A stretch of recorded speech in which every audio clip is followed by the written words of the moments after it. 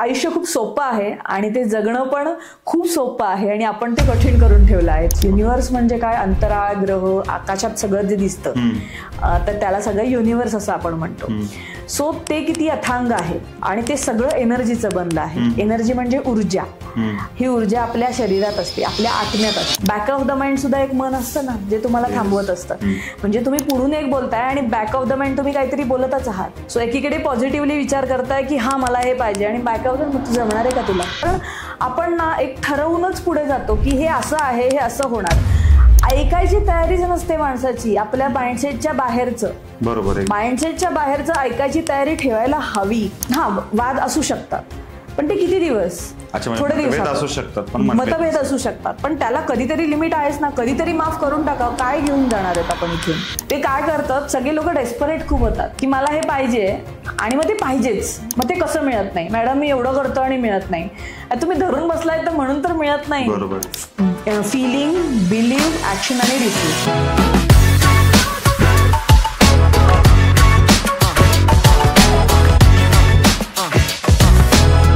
नमस्कार, मी Rohit Patil. The Rohit Patil show आपल्या पॉडकास्ट चॅनलमध्ये मी तुमचं स्वागत करतो. मित्रांनो, subconscious mind, visualization, law of attraction असेल किंवा माइंड पॉवर आपण ज्याला म्हणतो, याबद्दल बऱ्याच जणांच्या मनामध्ये गैरसमज असतात. बरेच जण याला मानतात, काही जण याला मानत नाहीत. आणि याच विषयांवरती सविस्तर चर्चा करण्यासाठी आपल्यासोबत माधुरी बोंद्रे मॅडम आलेले आहेत. त्यांचं आपण इथे स्वागत करूया. मॅडम, खूप खूप स्वागत तुमचं द रोहित पाटील शो आपल्या पॉडकास्ट चॅनलमध्ये. येस, थँक्यू, धन्यवाद. येस, माझा सुरुवातीचा पहिलाच प्रश्न आहे तुम्हाला की या क्षेत्राकडे तुम्ही कसं पाहता? या क्षेत्रामध्ये तुम्ही कधीपासून आहात? तुम्हाला किती वर्षांचा अनुभव आहे? येस, तर आता मी या क्षेत्राकडे कसं पाहता ह्याच्यावर बोलायचं झालं तर एक आयुष्यातलं आयुष्य खूप सोपं आहे आणि ते जगणं पण खूप सोपं आहे आणि आपण ते कठीण करून ठेवलं आहे. त्यामुळे ह्या क्षेत्रात आल्यापासून मला असं ते खूप जाणायला लागलं की अरे एवढं सोपं आहे पण किती लोक विचार करतात. तर त्यांना इझिली कसं होऊ शकतं आपलं जगणं हे सांगण्याचा, सोप्या शब्दात बोलण्याचा हा माझा स्वतःचा विचार, मानस असं म्हणू शकते मी. त्यामुळे सुद्धा यामध्ये पहिल्यापासून असा विचार होता की लोकांसाठी काय करू शकते का? डॉक्टर नाही झाले, इंजिनियर झाले, मग आता मी काय करू शकते असं. सो त्यातून निघालेलं उत्तर हे असं म्हणू शकते. सो आणि इकडे कधी आलात या क्षेत्रामध्ये? म्हणजे कधीपासून आहात? हा, तर मला माझ्या आयुष्यात रिझल्ट तर 15 वर्षापासून आहेत. 12वीच्या पासून साधारण माझं चालूच हे सगळं जर्नी. रादर त्याच्याही आधीपासून आहेत, फक्त कळायला लागले त्याच्यानंतर आहे. आणि मी शिकवायला ॲज सच म्हणजे हे लोकांसाठी उपयोगात कसं आणू शकता तुम्ही, हे मी 2023 पासून चालू केलं. 3-4 वर्ष झाली, आता 3 वर्ष होत आली. सो 2023 जानेवारी मी दुबईमध्ये गेले होते आणि त्यावेळी मी सगळं शिकले पण होते. म्हणजे आधी मी माझ्या आयुष्यात हे सगळं विचार केला, खरं झालं. असं कंटिन्युअसली व्हायचं आणि मोठ्या मोठ्या गोष्टी सुद्धा व्हायच्या, एफर्टलेसली व्हायच्या. आणि मग मला असं वाटायचं की लक आहे, चला चांगलं लक आहे माझं. म्हणजे तेव्हा आधी असं होतं. आणि देन वन फाईन डे 2019 नंतर साधारण माझी मुलगी झाली मला. आणि त्यानंतर मग मला थोडी निगेटिव्हिटी यायला लागली आयुष्यामध्ये. पोस्ट पार्टम डिप्रेशन असं म्हणतो आपण त्याला. लिटिल बिट होतं ते, पण निगेटिव्ह विचारच कधी मनाला शिवले नाही, त्रासच झाला नाही कधी. आणि तेव्हा ते व्हायचं की मी कोणावर तरी डिपेंडंट आहे, कोणी नसेल माझ्या बाजूला तर मी कसं करू. अँझायटी प्रचंड लेवलची. 2017 मध्ये बाबा गेले, त्यानंतर सुद्धा या सगळ्या गोष्टी थोड्या सुरू झाल्या होत्या आणि त्याच्यानंतर थोड्या वाढल्या 19 नंतर. मग मला असं जगायचं नाही. बीपी होतं, ब्लड प्रेशर, म्हणजे प्रत्येक गोष्टीचा स्ट्रेस. दुसरं कोणी काही बोललं की आकडे वाढलेच असं असायचं, कारण मी माझ्या मनावर त्याचा परिणाम करून घ्यायचे. आणि जगामध्ये असे खूप आहेत की कोणाच्या तरी बोलण्याचा आपण स्वतःवर परिणाम करून घेऊन त्यामुळे त्रास होतात. आता तसा त्रास तो मला व्हायला लागला होता. आणि हेरिडेटरी बीपी ते 29च्या आधीच सुरू झालं, म्हणजे मला असं झालं. मग माझा विचार झाला की हे तर मला नाही कंटिन्यू करायचं. मग डॉक्टरला विचारलं, मग त्यांनी सांगितलं तुला एकच ऑप्शन आहे, मेडिटेशन. ते मला डॉक्टरनी सांगितलं की मेडिटेशन तुम्ही करू शकता. मग ते म्हटले आणि मी ऍक्च्युली त्यावेळी सुरुवात केली करायला. ओके. आणि मग मी इतकं कंटिन्यू केलं की म्हणजे जेवढं आयुष्यात मी काहीच कंटिन्यू केलं नसेल. 6 मंथ्स स्ट्रेट, एकही दिवस न चुकता असं ते मेडिटेशन माझ्याकडनं झालं. आणि मग पुढे कंटिन्युअस झालं ते 3-3.5 वर्ष, 1-1.5 तास, 2 तास, जसं होईल तसं. कारण ते माझ्यामध्ये होतं. आणि हे मी खूप वर्षापासून विचार करते, मी नक्की कशात चांगली आहे. IT मध्ये जॉब करत होते, पण आनंद मिळत नव्हता, की वा मजा येते करायला. Yes. छान करत होते, काही वाईट नव्हतं चाललं, पण जे आतून एक आंतरिक समाधान, की एक काम करायला बसलो, की वेळ कुठे गेला हे समजत नाही. ही जी गोष्ट आहे ती त्याच्यामध्ये होत नव्हती. तो विषय मला ह्याच्यामध्ये जाणवायला लागला, की मी बोलायला लागले, की मी नॉनस्टॉप बोलते आणि तास, 2 तास, 3 कुठे गेले काही कळत नाही आणि मला दमही लागत नाही, मला भूकही लागत नाही. मला काहीच त्रास होत नाही हे करताना. हे जसं समजायला लागलं, तसं मी अजूनही झाले आणि मग माझ्या मेंटर्सनी सुद्धा हे सांगितलं, की हां, तुम्ही पण चालू करू शकता शिकवायला. तर माझा कुठेच असा विचार नव्हता, की मी लाईफ कोचिंगमध्ये येईन किंवा काहीतरी करायचं आहे असं हे होतं. पण लाईफ कोचिंगमध्ये येईल असं काही डोक्यात नव्हतं. पण देन दुबईमध्ये गेले. दुबईमध्ये सुरू झालं. मी जॉब सर्च करत होते. मग तेव्हाही लॉ ऑफ अट्रॅक्शन चालू होता विषय, की कसं मिळायला पाहिजे त्याच्यासाठी. आणि त्यावेळी मग मी हे चालू केलं. मी पुस्तक लिहिलं. The new you within you. Yes. हे माझं पुस्तक आहे. ओके. Amazonवर अवेलेबल आहे. Yes. सो मी आधी पुस्तक लिहिलं आणि मग कोर्सेस चालू केले. आणि दॅट वेंट व्हेरी वेल. तिथे संस्कृती मराठी मंडळ आणि अशी बरीच ह्याच्यामध्ये तर कौतुकही झालं, सत्कार झाले. मग तिथेच सुरू झालं माझं सगळं. म्हणजे तुमच्या या सगळ्या प्रवासामध्ये कधी काही तुम्हाला पण नैराश्याला सामोरे जावं लागलं होतं. डिप्रेशन नावाची गोष्ट तुमच्या आयुष्यात आली होती. थोडीशी हो. तुम्ही सुद्धा दुसऱ्यांच्या मताचं स्वतःवरती परिणाम करून घेत होता जाते हो. आणि त्याच्यातून पुढे जाऊन आज एवढे तुम्ही मेंटली स्टेबल आणि स्ट्रॉंग आहात.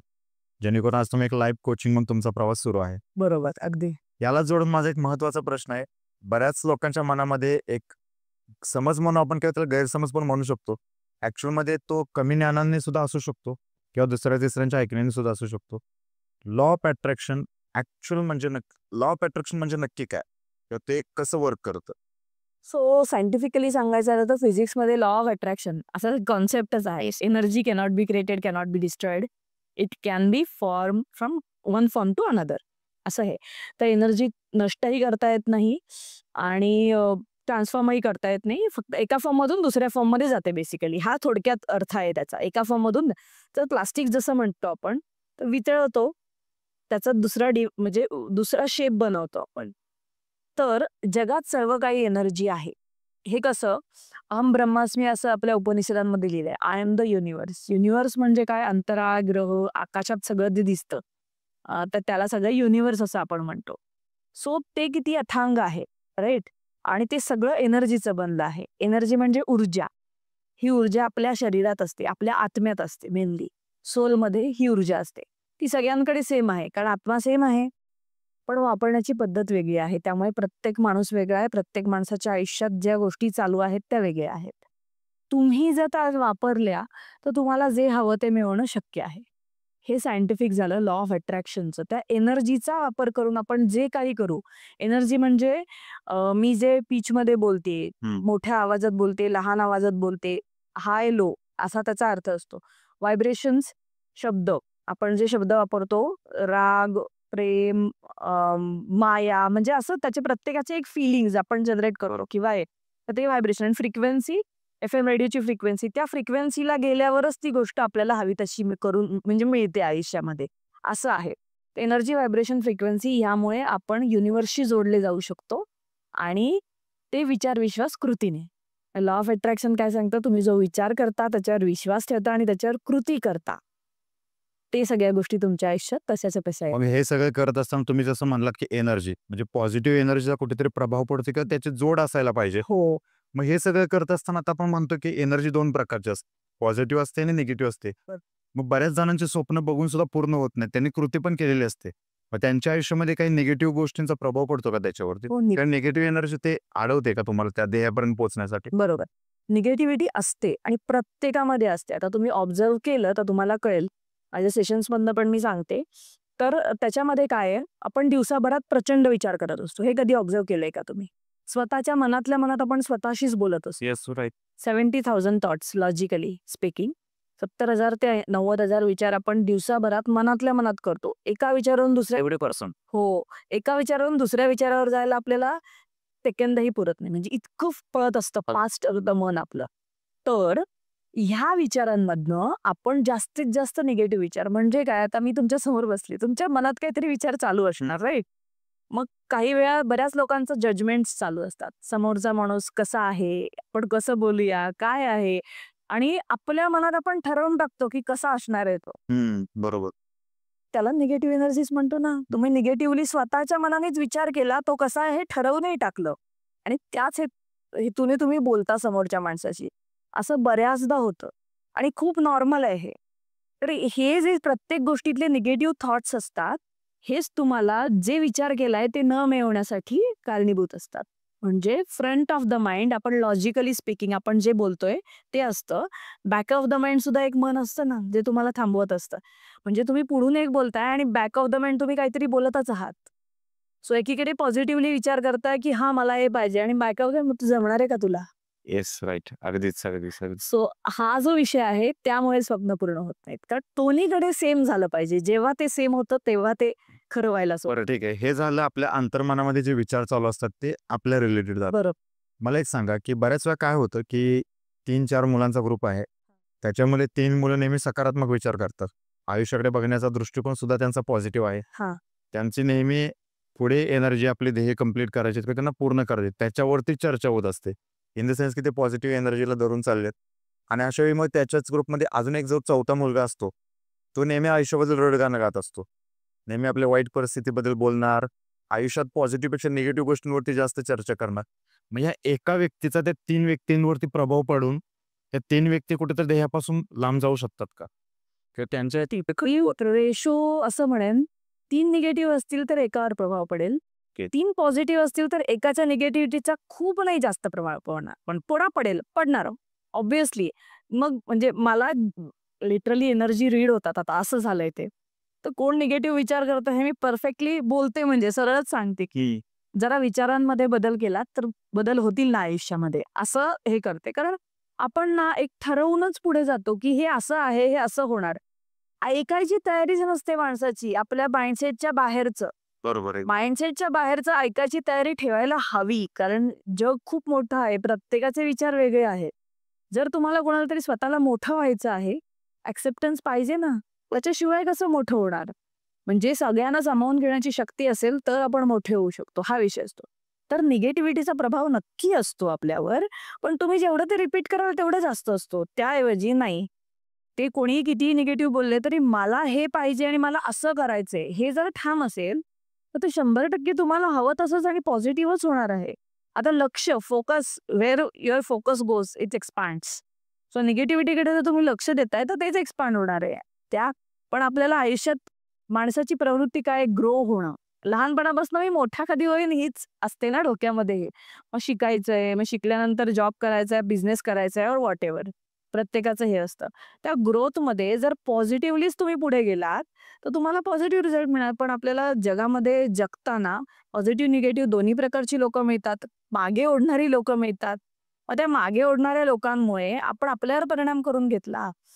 तर मग आपण पुढे नाहीच जाऊ शकत आणि त्याच्यामुळेच बरेचसे लोकं एका काळी खूपच हुशार असलेले, प्रचंड टॅलेंटेड असलेले, एका काळामध्ये कुठेतरीच नाहीसे होतात लिटरली.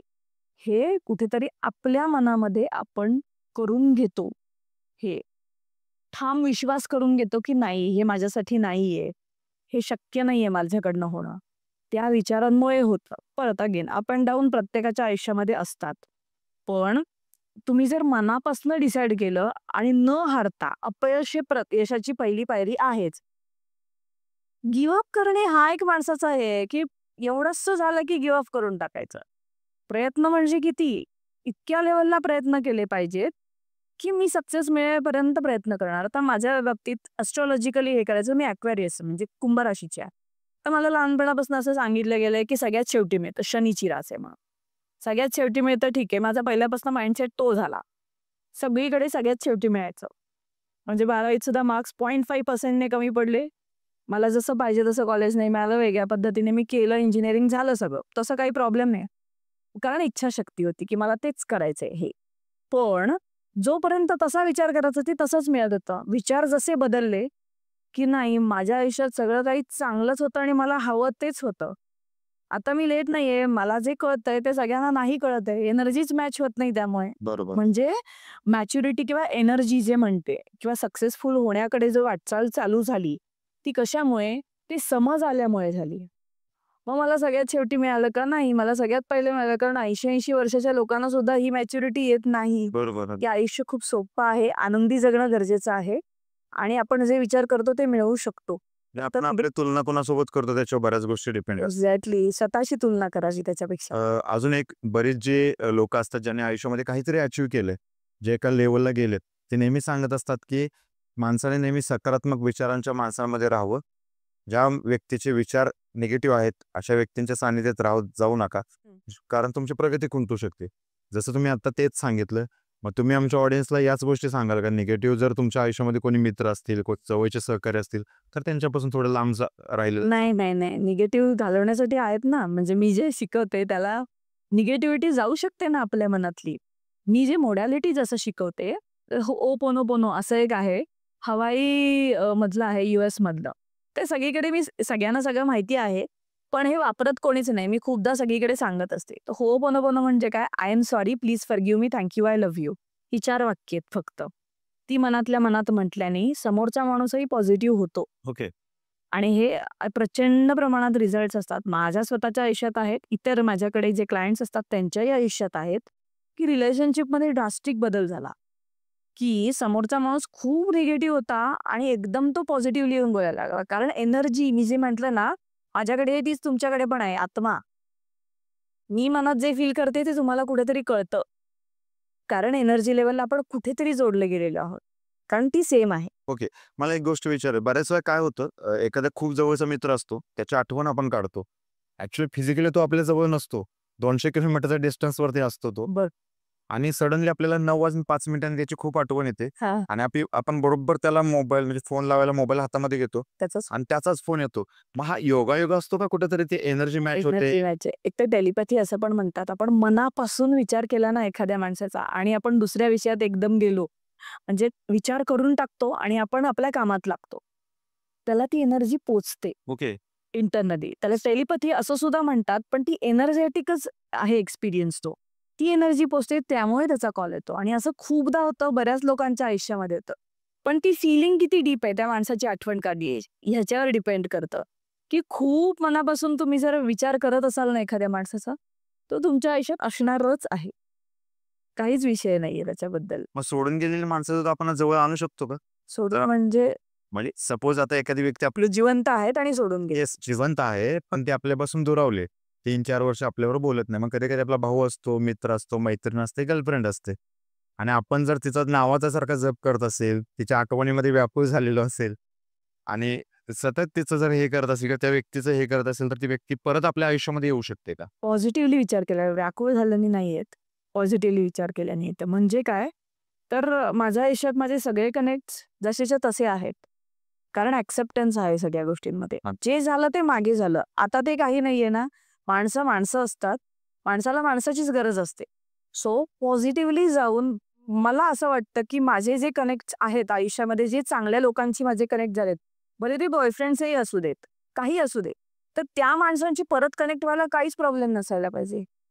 मनातला तो भाग बाजूला काढून टाकला, माफ करून टाकलं समोरच्या माणसाला. कारण काय त्याच्यातनंच आपण दुरावलेलो असतो, की काहीतरी आवडलं नाहीये आपल्याला समोरच्या माणसामध्ये, त्यामुळे दुरावा निर्माण झालेला असतो. सो आपण जर आयुष्यात पुढे गेलोय, तर आपण माफ करणं हा सगळ्यात सोपा उपाय आहे. त्यामुळे त्या माणसाच्या मनातही आपल्याबद्दल चांगली भावना निर्माण होते. माझ्या आयुष्यात सगळे लोकं तसेच कनेक्टेड आहेत अजूनही. मी तेव्हाही मॅच्युअर होते, आत्ताही आहे. म्हणजे मला असं नाही आवडत, की हां, वाद असू शकतात. पण ते किती दिवस? अच्छा, थोडे दिवस. असू शकतात. पण मतभेद असू शकतात. पण त्याला कधीतरी लिमिट आहेच ना, कधीतरी माफ करून टाकावं. काय घेऊन जाणार आहेत आपण इथून? म्हणजे मी ह्या विचारांची आहे. त्यामुळे सगळी लोकं जी माझ्या कनेक्टमध्ये, चांगल्या कनेक्टमध्ये आहेत, ती कायमची आहेत आणि मला तसंच पाहिजे आहे. हे कळणं म्हणजेच मॅच्युरिटी. हो, हो. हे कळणं म्हणजे सच्चरित्र. आणि सडनली आता आपण बघतोय काही दिवसांपूर्वी अहमदाबादमध्ये जी विमान दुर्घटना झाली, त्याच्यावरती तुमचं काय मत आहे? ते कशामुळे झालं असेल? आता त्याच्याबद्दल मीच ऐकलं आहे, त्याच्यावरनं बोलते. अगेन कर्मापाळत असतो प्रत्येकाच्या आयुष्यात, हे मी पण मानते. कारण आपण जे करतो ना, तेच आपल्याला कुठेतरी परत मिळत असतं. हां, मी जे ऐकलं ते सांगते मी आता. डॉक्टर शहा म्हणून आहेत ते. ओके. जे YouTubeवर आहेत. ते स्वतः डॉक्टर आहेत ॲक्चुअली, लॉजिकल डॉक्टर. म्हणजे MBBS झालेले. आणि त्यानंतर ते पास्ट लाईफ रिग्रेशनमध्ये काम करतात. सो हा व्हिडिओ मी पाहिला. त्याच्याने मला ते खूप कनेक्ट झालं, म्हणून मी जस्ट सांगते, की त्या विमान दुर्घटनेमध्ये असं आहे, की जे सगळे लोकं एकत्र जमले, ते अशी तर जमू शकत नाहीत. त्या विमानामध्ये जे सगळे लोकं एकत्र जमले, त्यांनी एका कुठच्यातरी जन्मामध्ये त्यांच्या एका जंगलाला आग लावून टाकली होती. So that was a very bad decision from them. So ते पूर्ण जंगल जाळलं होतं. तर ते त्यांचं कर्म, ते इथे असं उभं राहिलं आणि जो एकटा माणूस जो जगला आहे, आता वाचला आहे, त्याने त्या गोष्टीला त्या काळी सुद्धा नकार दिला होता. त्यामुळे तो त्यातून वाचला. हे त्यांनी स्पष्ट सांगितलं आणि ते कुठेतरी जेव्हा आपण त्या गोष्टीवर विश्वास ठेवतो, कर्म या गोष्टीवर विश्वास ठेवतो, ते रिलेट होतं. तुम्हाला काय वाटतं याच्यात तथ्य असू शकतं? हो. कारण तेच म्हणते ना, तुम्ही जसं शिकाल तसं तुम्हाला जाणवायला लागेल. पास्ट लाईफ रिग्रेशन जे शिकले आहेत, ते त्याला रिलेट करू शकतील. जे मेडिटेशन प्रॅक्टिशनर आहेत, ते त्याला रिलेट करू शकतील. आकाशिक रेकॉर्ड्स करतात, ते त्यांना रिलेट करू शकतील. कारण कर्माचा सिद्धांत हे पुस्तक सुद्धा आहे. सो कर्म हे आयुष्यामध्ये खूप, खूप गोष्टींमध्ये काम करतं. कधी-कधी ना, आपल्याला वाटतं, की आपल्याला ही गोष्ट नकोय, पण तरीही आपल्याला जबरदस्ती ती आयुष्यात असते. म्हणजे त्रासही एखाद्या माणसाचा आपल्या आयुष्यात कदाचित ते नवऱ्या-बायकोंमध्ये सुद्धा असू शकतं. एखाद्या ठिकाणी खूप नवरे त्रास देणारे असतात, एखाद्या ठिकाणी बायका पण खूप त्रास देणाऱ्या असतात. पण त्याच्यातनं आपली सुटका होऊ शकत नाही, डिव्होर्सही घेऊ शकत नाही. इतकी गोष्ट असते, त्यालाच कर्म असं म्हटलं जातं, की तुम्ही ते भोगल्याशिवाय तुम्हाला त्याच्यातून पुढे जाता येत नाही. त्याच्यामध्ये प्रचंड प्रॉब्लेम्स निर्माण होतात आणि त्यातून आपण पुढे पण जाऊ शकत नाही. हे थोडं स्पिरिच्युअल आहे. सगळ्यांना अगदी लगेच कनेक्ट होईल अशातली गोष्ट नाहीये ही. पण हे रिॲलिटी आहे माणसाच्या आयुष्यामध्ये आणि त्याच्याबद्दल भरपूर पॉडकास्ट आहेत YouTubeवर. बघून लोकं शिकू शकतात त्याबद्दलही, जाणून घेऊ शकतात, की हे असंही आहे. आणि जेव्हा आपण त्या गोष्टी टाळू शकत नाही, तेव्हा ते युअर कर्म आहे. ओके. सो लवकर तुम्ही मनापासून माफी मागणं शिकायला पाहिजे. आपल्या सोलशी आणि त्या माणसाच्या सोलशी, म्हणजे आत्म्याशी. जर आपण माफी मागायला लागलो, की मी मनापासून माफी मागतो, मी जे काही चुकीचं केलं आहे, मी जे काही माझ्याकडून चुकीचं घडलं आहे, त्यासाठी मी तुझी माफी मागतो, म्हणजे ह्याच्याशी. म्हणजे तुम्हाला फिजिकली जाऊन कोणाचीही माफी मागायची नाही. मनातल्या मनात हे फक्त बोलायचं आहे, की मी तुझी माफी मागतो, तू मला माफ कर, मी तुला माफ करते. मला हे सगळं इथेच सोडून पुढे जायचं आहे. ओके. हे जेवढं तुम्ही जास्त करू शकाल, तेवढं त्याच्यातून बाहेर पडण्याची शक्यता जास्त निर्माण होऊ लागेल. हे प्रत्येकाच्या आयुष्याशी आहे. कारण प्रत्येकाला काही ना काही कर्म आहेत. आणि म्हणजे मलाही चुकलं नाहीये ते, कारण माणूस आहोत आपण. सो प्रत्येकाच्या आयुष्यात हे आहेत. बाहेर पडायचं म्हटलं, की काही ना काही ऑप्शन असतात. मग त्या ह्याच्यामध्ये आपण जसं काम करू, फॉरगिव्हनेस आणि फॉरगिव्हिंग हे खूप महत्वाचं आहे आयुष्यामध्ये. जेवढं जास्त माफ करू, तेवढं जास्त अपग्रेड होऊ प्रत्येकाच्या लाईफमध्ये असं आहे ते. एक थोडासा वेगळा क्वेश्चन आहे जो माझ्या पर्सनल आयुष्याशी रिलेटेड आहे. तुम्ही आता या क्षेत्रामध्ये तुमचा खूप अभ्यास आहे. तुम्ही अभ्यासाने मोठे आहात, ज्ञानाने श्रेष्ठ आहात. तर मला एक माझ्या आयुष्यातलं एक तुम्हाला एक जे घडलेली गोष्ट सांगायची आणि मला तुम्ही सांगा, की हा लॉ ऑफ अट्रॅक्शनचाच किंवा आपण ज्याला व्हिज्युअलायझेशन म्हणतो त्याचाच प्रकार आहे का? 2.5 वर्षांपूर्वीची गोष्ट आहे. 2.5 वर्षांपूर्वी मी भारतीय विद्यापीठ कात्रज इथं राहिला होतो. तेव्हा मी ₹2,500 रेंटवरती राहत होतो आणि टू बी ऑनेस्ट माझ्याकडे ते ₹2,500 सुद्धा द्यायला नसायचे. त्यावेळी सुद्धा मी असा विचार करायचो, की 2 वर्षानंतर मी 2 BHK सारख्या लक्झरी फ्लॅटमध्ये मला राहायचं आहे. जे की आज राहतोय. ऑलमोस्ट 30,000 रेंट मी मंथली पे करतोय. 2.5 वर्षांपूर्वी माझ्याकडे ॲक्टिवा गाडी होती. टू बी ऑनेस्ट माझ्याकडे पेट्रोल भरायला पैसे नसायचे. खिशात काही नसताना सुद्धा मी असा विचार करायचो, की 2 वर्षानंतर मला टाटा हॅरियर घ्यायची आहे आणि 2.5 वर्षानंतर मी आज 25-26 लाखांचे टाटा हॅरियर बुक केले. तर हा जो प्रकार आहे तो self believe, law of attraction, visualization का विल पॉवरचा आहे असं मला वाटतं? ते सगळं कॉम्बिनेशन आहे. विल पॉवर आहे मेनली. तुम्ही तो मनात एकदा विचार केला आणि त्या दृष्टीने कधीच निगेटिव्ह विचार केला नाही किंवा मला हे पाहिजे काही करून, मग त्यासाठी जे करायला लागेल ते मी करायला तयार आहे. असं मनातल्या मनात कुठेतरी विचार झालेला असणार. Again we are not conscious about our thoughts. हा पण विषय असतो. एखादी गोष्ट विचार केला आणि ती विसरून गेली. असं त्याच्या बाबतीत झालं, की ते पूर्णच्या पूर्ण तसंच्या तसं खरं होतं. असं तुमच्या बाबतीत झालेलं आहे. तुम्ही ते फील केलंय मनापासून. हां, मी 2.5 वर्ष झालं हजारो वेळा जप केलाय त्याचा. सातत्याने विचार करतोय. येस. हेच करायचं, हेच फीलिंग सगळ्यात महत्वाची लॉ ऑफ अट्रॅक्शनमध्ये, माइंड प्रोग्रामिंगमध्ये किंवा विल पॉवर मध्ये सगळ्यात महत्वाची गोष्ट आहे feeling. Feeling is the secret of everything. तुम्ही जे मनापासून फील करता ना ते तुमच्या आयुष्यात होणारच, खरं होणार, कधी ना कधी होणार. अगेन त्याला तुम्ही डेट दिली तर डेट नुसार सुद्धा होणार, पण तेवढी तुमची एनर्जी हाय पाहिजे. म्हणजे ते करण्यासाठीची प्रयत्न तेवढा जास्त पाहिजे करण्यासाठीचा, की मला हे हवंय आणि ते मला मिळवायचं आहेच. काही झालं तरी ते मला मिळवायचं आहे. म्हणजे समजा आज एखाद्या व्यक्तीकडे काहीच नाहीये, आपण त्याला मराठीमध्ये म्हणतो की भिकारी आहे तो भविष्यामध्ये कोट्याधीश होऊ शकतो जर याच्यावरती काम केलं तर. हो, नक्की होऊ शकतो. जगण्यामध्ये मीही रादर असाच विचार करून आता जी माझी कंडिशन आहे, की मी 2019 नंतर विचार केलेल्याचाच परिणाम आहे, की मला पहिल्यापासून मोठी स्वप्न आहेत. माझी स्वतःची कंपनी असावी, मी मल्टिपल कंपनीजची मालक असावी, CEO लेव्हलला काम करावं, असं वगैरे होतं आणि परत त्याच्याबरोबर लोकांचं चांगलं काहीतरी करायला पाहिजे, हे मनात असायचं. माझ्याकडे ऑप्शन काय होता? काहीच नव्हता. मी जॉब करत होते तेव्हा आणि साधारण म्हणजे 50,000 1,00,000 याच्यापेक्षा जास्त नव्हते सॅलरी. आणि आता मी जी आहे ती त्या विचारांचं उत्तर आहे, की पैसाही भरपूर मिळतोच, तो वेगळाच विषय आहे. पण मी लोकांच्या आयुष्यात बदल घडवू शकते. माझ्याकडे ती पॉवर. एक समाधान वेगळंच आहे. हां, ते ब्लेसिंग्स वेगळे आहेत, की प्रत्येकाला मनापासून समाधान मिळतं. मॅडम हे खूप जादुई झालं. अचानक असं घडून गेलं. मी हा विचारही केला नव्हता. सो आहे आपल्यात हायर पॉवर कुठेतरी आहे. प्रत्येक गोष्ट मी लॉजिकली विचार करून मी तसंच करणार, ह्या ह्याच्यात करणार, तसेही जगणारी लोकं आहेत. चुकीचं काही नाहीये त्याच्यामध्ये. माझं काही म्हणणं नाही त्याच्याबद्दल. पण जर एवढं सोपं आहे, त्याला ताण आहेत ना पण, जे म्हणजे out of no reason lifestyle व्यवस्थित आहे, तरीही कोलेस्ट्रॉल येतं, बीपी येतं, काय येतं? कारण मनामध्ये विचारच आहेत, फीलिंग्जच निगेटिव्ह आहेत, कुठेतरी साठलेल्या आहेत, सबकॉन्शियसली साठलेल्या असतात त्या. मला नाही आहेत त्या क्लिअर करते मी कंटिन्युअसली निगेटिव्हली. त्यामुळे स्ट्रेस येत नाही. आता तुम्ही मला कुठल्याही स्टेजवर बसवलं, तरी मला टेन्शन नसतं बोलायचं. कारण देव माझ्याबरोबर किंवा ती हायर पॉवर माझ्याबरोबर आहे, हा कॉन्फिडन्स असतो माझ्याबरोबर. ती सांभाळून घेते मला सगळीकडनं. यालाच जोडून मला एक प्रश्न विचारायचा होता. आज तुम्ही लॉ ऑफ अट्रॅक्शन रिलेटेड तुमचे क्लासेस आहेत. तुम्ही अनेकांना मार्गदर्शन वगैरे करता, अनेकांना सांगत असता. तुम्ही तुमच्या आयुष्यामध्ये ही गोष्ट किती हे करता आणि याच्यामध्ये तुमच्या आयुष्यामध्ये काही बदल घडलाय का? किंवा अशी एखादी गोष्ट तुम्ही सांगू शकाल का, की जी मी फक्त आणि फक्त व्हिज्युअल करून त्याचं किंवा लॉ ऑफ अट्रॅक्शनच्या याच्यानुसार मी ते अचीव्ह केलेलं लाईफमध्ये, असं एक एक्झाम्पल तुम्ही देऊ शकता का? हो, तसं भरपूर आहे. म्हणजे सुरुवातीपासूनच हो, सांगते ना मी. येस. सो याच्यामध्ये विचार केला आणि ते झालं. हे माझ्या बाबतीत प्रत्येक वेळी घडत आलंय.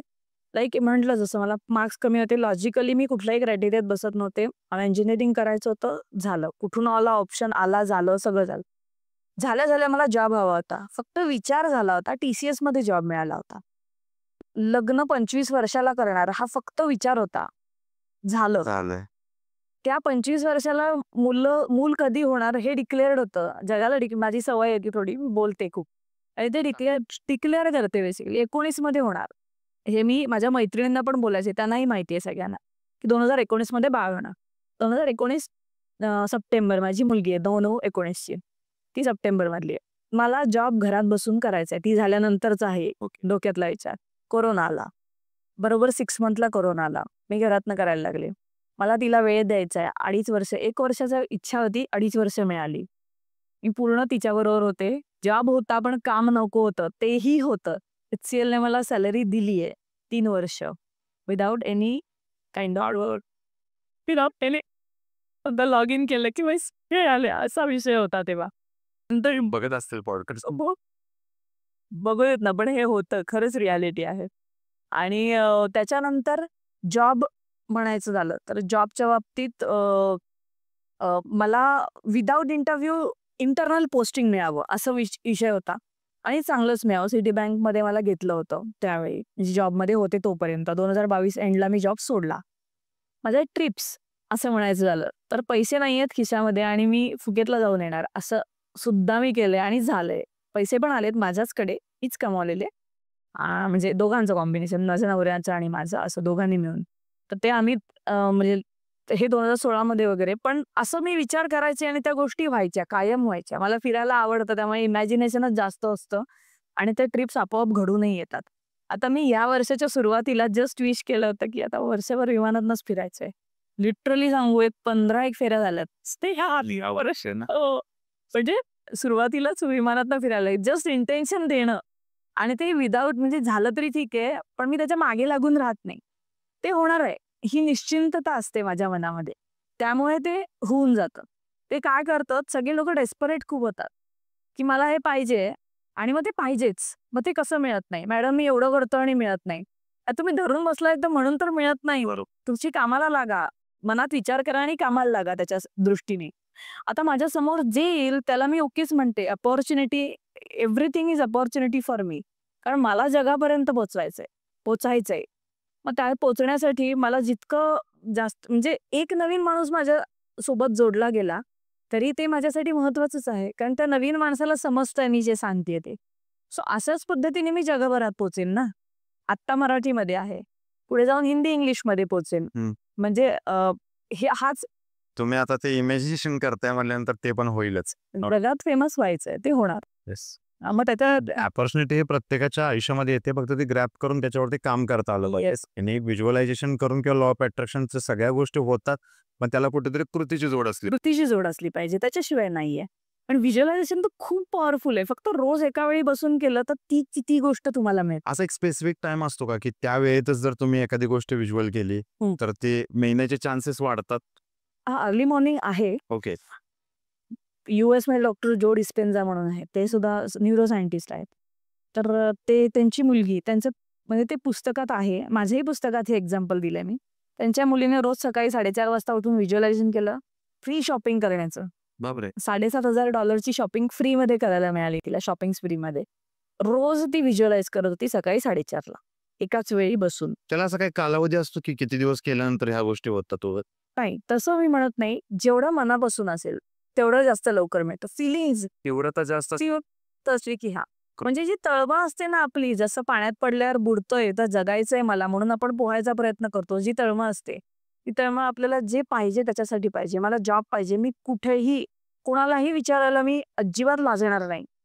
मी कुठेही जाऊन ही जर सिच्युएशन असेल तर ते मिळतं. आता तुम्हाला सांगू का, घर जेव्हा पैसे नसतात तेव्हा घर शोधायचं असतं, तेव्हा जर एजंटला द्यायला पैसे नसतील तर त्यावेळी मी प्रत्येक ठिकाणी प्रत्येक अपार्टमेंटमध्ये जाऊन सिक्युरिटी गार्डला विचारेन, ही जर तयारी असेल तर तुम्हाला मिळतं. हे सगळ्यांनी अनुभवलं असू शकतं. Yes yes. सो ते असतं, ती मनापासून इच्छा असायला लागते. नाहीयेत मला द्यायला पैसे तर मला घर तर पाहिजे. मग ती जी करायची तयारी आहे ना, काही पण करेन मी करायला, ती तयारी असायला लागते. याचा सरळ सरळ असा अर्थ होतो की एखादी गोष्ट तुम्हाला मिळवायची आहे, ती मिळवायची आहे या दृष्टीने तुम्ही जेव्हा विचार करायला लागता तेव्हा तुमची पूर्ण एनर्जी त्या गोष्टींसाठी देता. दिवसभरामधली जी तुमची ऍक्शन आहे, जी काही कृती करता ती त्यावेळी नाही करता, त्यामध्ये मिळण्याचे चान्सेस वाढतात. याला आपण लॉ ऑफ अट्रॅक्शन म्हणतो. बरोबर. तर हे प्रॉपर कुणीतरी सांगितलं पाहिजे किंवा कुणीतरी समजून सांगितलं पाहिजे. अजून एक हो, ते तर आहे. अजून एक म्हणजे आस्क, फीलिंग, बिलीव्ह, ऍक्शन आणि रिसीव्ह. विचार केला, आस्क म्हणजे विचार केला, फीलिंग म्हणजे मनापासून ते फील केली गोष्ट, बिलीव्ह म्हणजे विश्वास केला त्याच्यावर, ऍक्शन म्हणजे कृती केली, आणि रिसीव्ह म्हणजे ते मिळालं. ही स्टेप बाय स्टेप प्रोसेस आहे लॉ ऑफ अट्रॅक्शन. एका औषध विचार करणं, ते मनापासून त्याचा जप करणं, स्वतःवरती विश्वास संपाल की आपण मिळवू शकतो, त्याच्यानंतर आपले ऍक्शन, त्याच्यानंतर त्याची होतच. जगाच्या सगळ्यात अवघड गोष्ट आहे माइंड कंट्रोल, जे बऱ्याच जे लिजेंडरी लोक आहेत त्यांनी सुद्धा सांगितलं आहे. म्हणजे मी सुद्धा माझ्या ऑडियन्सला नेहमी सांगत असतो की मनावरती ताबा मिळवणं ही सगळ्यात कठीण गोष्ट आहे. जसं की तुम्ही पण एक मागाशी उदाहरण दिलं, मी पण एक गोष्ट नोटीस केली की एव्हरी पर्सन सकाळी झोपेतून उठल्यापासून संध्याकाळी झोपेपर्यंत जेवढा काही दिवसभरामध्ये विचार करतो त्यामध्ये 70% विचार तो पास्टमध्ये घडून गेलेल्या गोष्टींवरती करतो, की ज्या गोष्टी कुठल्याही किमतीवरती आपण बदलू शकत नाही. एक्झॅक्टली. आणि फ्युचरचा विचार असतो 10-20%, आणि जिथे जगायला पाहिजे ऍक्च्युअल मध्ये जिथे 70% विचार करायला पाहिजे प्रेझेंट मध्ये, तिथे फक्त 10% विचार करतो. बरोबर. आणि याच्यामुळे कुठेतरी तुम्हाला नैराश्यात जातो. येस. याच्यावरती जर वर्क करायचं असेल, जर याच्यातून बाहेर यायचं असेल तर असं काय वेगळं तुम्ही सांगू शकाल का? किंवा माइंड कंट्रोल मी जे म्हटलं तुम्ही त्याच्यावरती कंट्रोल कशात सांगते करता येईल? होय, सांगते ना. सो ह्याच्या मोडॅलिटीज पण आहेत, आपण लॉ ऑफ अट्रॅक्शन मध्ये वापरू शकतो. हे होपोनोपोनो हे सगळ्यांना मी सांगतेच जनरली, का तुम्हाला निगेटिव्ह मनामध्ये सारखं येतंय, विचार आपले रिलीज करण्यासाठी होपोनोपोनो वापरला तर निगेटिव्ह विचार आपोआप रिलीज होतात. कारण त्या 4 वाक्यांमध्ये हायेस्ट पॉझिटिव्ह एनर्जी आहे. I am sorry, please forgive me, thank you, I love you. जे विचार येतात ना त्यासाठी आपण स्वतःलाच म्हणतोय, आपण दुसऱ्या कोणाला नाही म्हणत, मनातल्या मनात परत. बाहेरही मोठ्यानेही काही बोलायचं नाहीये. सो हे कोणाला कळणारही नाही की तुम्ही कशाला म्हणताय, काय म्हणणार, कोणी बोलणारही नाही असं तुम्हाला. परत एकदा ma'am I am sorry, please please forgive me, thank you, I love you, ही एक पद्धत झाली. Mind control, EFT, emotional freedom technique, त्याचे 8 टॅपिंग पॉइंट्स आहेत. त्याची माझी रील्स पण आहेत, इंस्टाग्रामवर आहेत. सो ते 8 टॅपिंग पॉइंटने तुमची निगेटिव्ह एनर्जी रिलीज होते. त्यानेही आपल्याला कंट्रोल यायला लागतो. मेडिटेशन हे सगळ्यात मोठं गोष्ट आहे ज्याने माइंड कंट्रोल येतो. हे माझं मला अनुभवास आलेलं आहे. सो आता आपण बोलत होतो माइंड कंट्रोलवर. सो एकतर सगळ्यात पहिली गोष्ट आहे की प्रेझेंटमध्ये जगायला शिकायला हवं. ही सगळ्यात महत्वाची गोष्ट आहे. कारण मागचा विचार करून आपल्या आयुष्यात काही बदल होऊ शकत नाही. अगदीच पुढचं आपल्या हातात नाही. म्हणजे जास्त नसतं. आपण विचार चांगले करूच शकतो पुढच्याबद्दल, पण सगळं काही हातात आहे असं नसतं. त्यामुळे जेव्हा आपण आपला माइंड कंट्रोल करू शकतो, तेव्हा सगळ्या गोष्टी आपल्याला हव्या तशा घडू शकतात. त्यामुळे आधी प्रेझेंटमध्ये जगणं गरजेचं आहे. म्हणजे माझा आजचा दिवस कसा चांगला जाईल यासाठी सकाळी प्लॅन करून जर तुम्ही सुरू केलं, ती सगळ्यात बेस्ट गोष्ट असेल आयुष्यातली. कारण तुम्हाला ना भविष्याची भीती आहे ना पास्टमध्ये जे घडलंय त्याची भीती आहे. क्या? कारण ऍक्च्युली जे आधी घडून गेले त्याचा आयुष्यामध्ये पुढे काहीच उपयोग नाहीये. आणि ते पण ते होऊन बदलूही नाही शकत ना आपण, तोच विषय होतो. मग आता यामध्ये आपण काय करू शकतो, माइंड कसा कंट्रोल करायचा हा महत्वाचा मुद्दा आहे. तर तो एकतर काही गोष्टी वापरून करू शकतो. जसं मेडिटेशन एक त्याचा एक भाग आहे. खूप प्रयत्नपूर्वक मेडिटेशन जास्त दिवस करून आपल्याला आपला माइंड कंट्रोल करता येतो. आणि स्वतःच्या मनाला सांगून सुद्धा, की कसं होतं एखादी गोष्ट आपण सांगितली की त्यावेळी एक पॉझिटिव्ह मन असतं, एक निगेटिव्ह मन असतं. आणि ते निगेटिव्ह मन पॉझिटिव्ह मनाला सांगतं की नाही हेच बरोबर आहे. म्हणजे आजूबाजूची लोक ओपिनियन देत असतात आणि त्यातून आपण काहीतरी ठरवत असतो की ते बरोबर आहे, हे चुकीचं आहे, हे बरोबर. पण तसं नाहीये. तुमचं मन काय सांगतंय ते जास्त महत्वाचं आहे. कारण आजूबाजूची लोकांची मतं ही त्यांची मतं आहेत, तुमची नाहीये. त्यामुळे ते सॅटिस्फॅक्शन राहत नाही जगण्याचं. तुम्हाला जेव्हा तुमचं स्वतःचं मत येतं तेव्हा तुम्ही बिनधास्त जगू शकता. हे माझ्यावरूनच सांगते. कारण जेव्हा मी भ्यायचे, बोलायला भीती वाटायची मनातून, आजूबाजूचे लोक काय म्हणतील हे डोक्यात असायचं. समाजात राहतो, मग समाजात इतर लोक काय बोलतात त्याचा भयंकर परिणाम मी करून घ्यायचे. तोपर्यंत मला माझं मन कळलंच नव्हतं. बरोबर. त्यानंतर जेव्हा मेडिटेशन सुरू झालं, त्याच्यातनं सगळ्या निगेटिव्हिटी निघून गेली, ऑरा तयार झाला. या सगळ्यातून मला असं कळलं की माझं एक मन आहे, मला माझं पण आयुष्य आहे. हीच गोष्ट बऱ्याच लोकांना माहिती नसते की सगळं आपण दुसऱ्यासाठी वाहून हे करतो, पण आपण जगताना म्हणजे जन्म होतो तेव्हा एकटे असतो, जाताना एकटे. तेच जायचं. सो तेवढी एक पॉइंट तरी आपली स्वतःची हे करावी आयुष्यामध्ये, असं मी म्हणते की दुसऱ्यांसाठी करावंच अगदीच आहे, आपल्या जवळच्या माणसांसाठी आपण करतोच. पण मी पण एक व्यक्ती आहे हे जेव्हा आपल्याला समजायला लागतं तेव्हा खरं बऱ्याच गोष्टी चेंज व्हायला चेंज व्हायला सुरू होतात. की दुसऱ्यासाठी जगण्यापेक्षा स्वतःसाठी थोडं जगायला सुरुवात करायची. नाही, अगदीच बरोबर आहे. आणि कसं असतं की माणूस पण आपलं मन सुद्धा पॉझिटिव्ह पेक्षा निगेटिव्ह गोष्टी पटकन पकडतं. हा म्हणजे याला एक मी एक एक्झाम्पल म्हणजे मला द्यावंच वाटतं की चांगल्या गोष्टींची जाहिरात लवकर होत नाही, पण चुकीच्या गोष्टींची जाहिरात लगेच लवकर होते. सबकॉन्शियसली फिट होतात जायचं. प्रयत्न नाही करावे लागत. निगेटिव्ह गोष्टी खऱ्या व्हायला सुद्धा प्रयत्न करावे लागत नाही. जस्ट आपण मनात विचार केला की ते पटकन घडतं, दुसऱ्याच्या बाबतीतही घडू शकतं.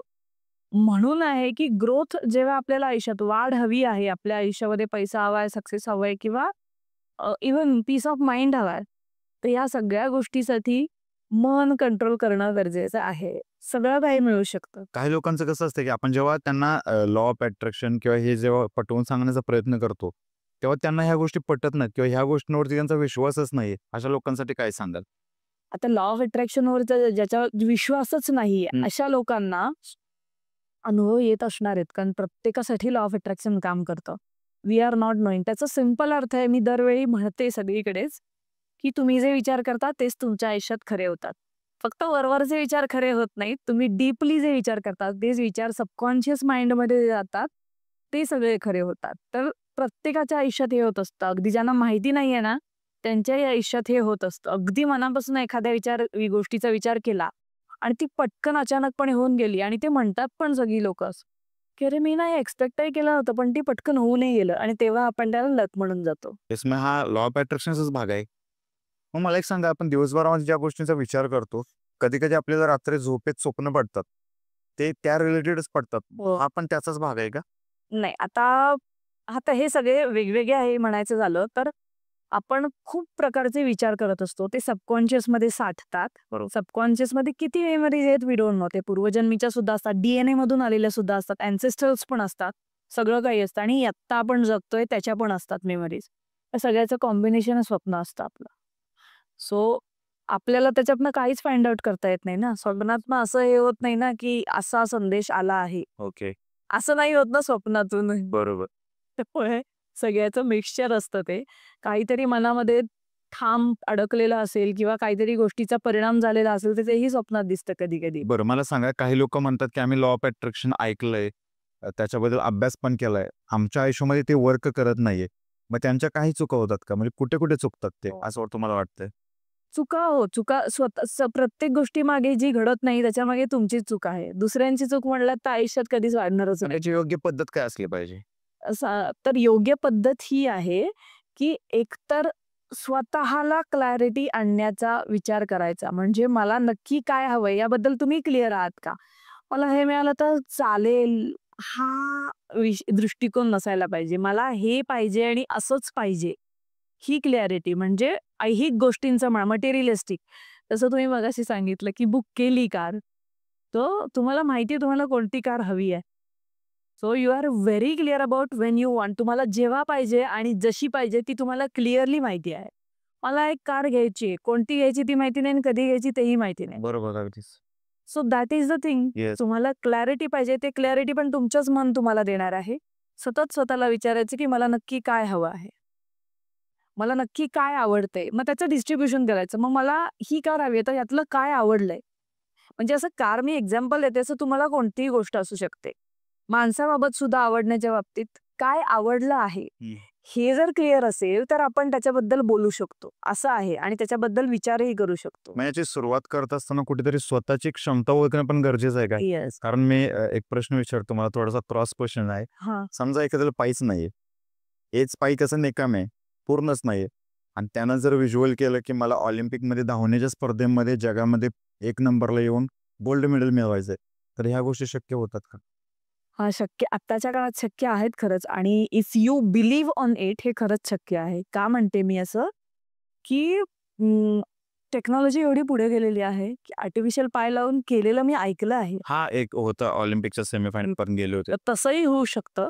पण ती किती जास्त प्रमाणात माहितीये का पॉझिटिव्ह विचार करायला पाहिजे. ते तेवढं सोपं नाही. विचार त्या पद्धतीचा येणं, त्या कंडिशनमध्ये येऊ शकतो एखादा माणूस, त्यातूनही येऊ शकतं. युनिव्हर्समध्ये हेच तर आहे. तुम्ही कोणतीही इम्पॉसिबल गोष्ट जरी विचार केला तरी ती घडू शकते. त्याच्यासाठी मार्ग अवेलेबल होतात बाय दॅट एनर्जी. आपल्यापेक्षा एक हायर पॉवर जगामध्ये आहे, ज्याला आपण देव म्हणतो, युनिव्हर्स म्हणतो, व्हॉट एव्हर यू फॉलो. दैवी शक्ती म्हणतो, दैवी शक्ती. Positive energy. जे काही आहे, ज्याला तुम्ही म्हणता, त्या थ्रू त्याला मार्ग उपलब्ध होतो. हे 100% आहे. म्हणून जरी इम्पॉसिबल असेल तरी ते होणं शक्य आहे, हे नक्की आहे. पण तुमची तेवढी पात्रता आहे का विचार करण्याची, की माझ्याकडे एक पाय नाहीये तरी मी ऑलिम्पिक धावेन. हे विचार करू शकता का, ह्याच्यावर डिपेंड आहे ते. तुम्हाला तो विचार पण करता आला पाहिजे, तर त्याच्या पुढचे मार्ग मिळतील. आणि म्हणजे असे आहेत जगामध्ये, असं म्हणजे जे शक्य नाही आणि ते शक्य केलेलं आहे. तो ती त्यांच्या मनाची शक्ती आहे. ती एनर्जी त्यांना साथ देते करण्यासाठी. ती हायर पॉवर त्यांना साथ देते त्या गोष्टी अचीव्ह करण्यासाठी. सो सगळं काही शक्य आहे जगामध्ये.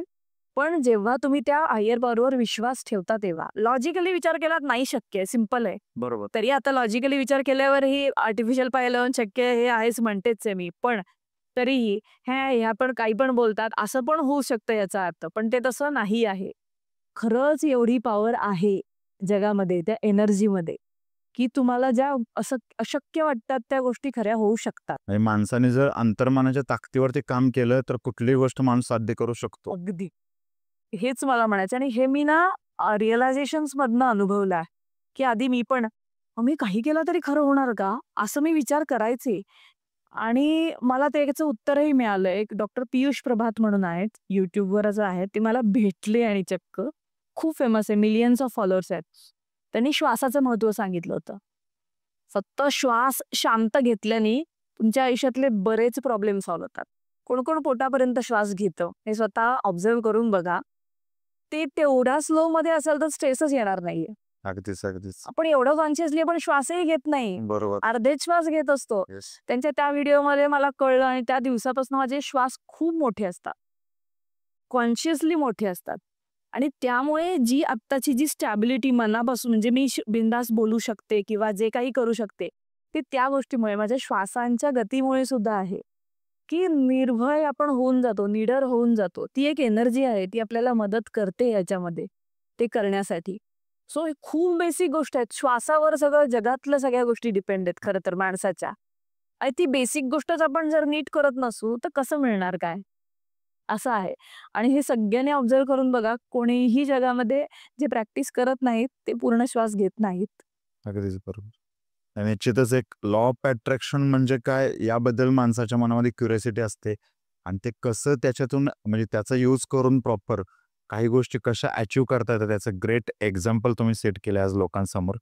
मग हे जे तुम्ही आहात हे आता तुम्ही सुरुवातीला ओळख करतानाच तुम्ही ओळख सांगतानाच तुम्ही सांगितलं की तुम्ही स्वतः लाईफ कोचिंग म्हणून काम करतात याच्यामध्ये.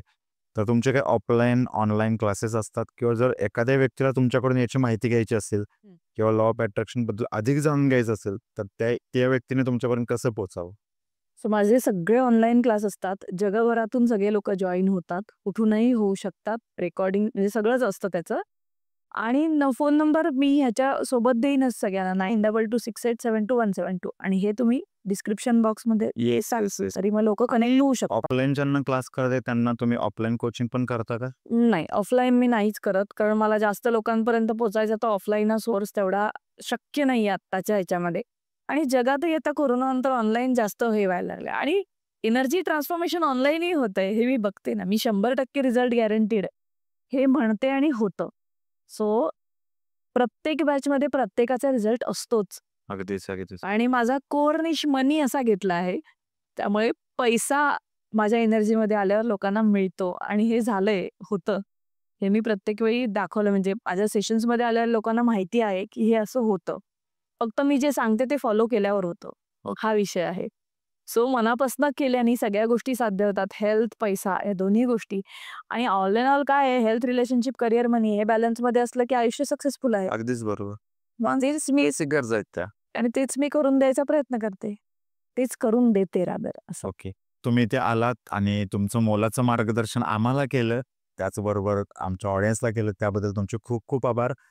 आणि मॅडमकडे कोणाला लॉ ऑफ अट्रॅक्शन शिकायचं असेल किंवा ते जाणून घ्यायचं असेल तर आपल्या डिस्क्रिप्शनमध्ये कमेंट्समध्ये मी मॅमचा पत्ता, मॅमचा जो काही संपर्क क्रमांक असेल तो देणारच आहे. त्यांनी निश्चित मॅमना कॉल करावा आणि त्याची माहिती घ्यावी.